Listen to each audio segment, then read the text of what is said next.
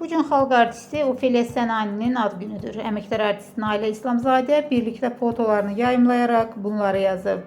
Bugün peşəkarlığı, səmimiliyi və illərin süzgəcindən keçmiş xüsusi ekran mədəniyyəti ilə tamaşaçıların ürəyində özünə məxsus yer qazanan dəyərli diktor həmkarım Ofeliya Sənaninin 85 yaşı tamam olur.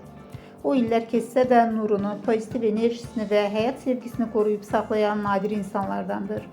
Səsinin ahəngi, efirdəki zərif duruşu və insanlara olan isti münasibəti bir neçə nəslin yaddaşında gözəl xatirə kimi yaşayır.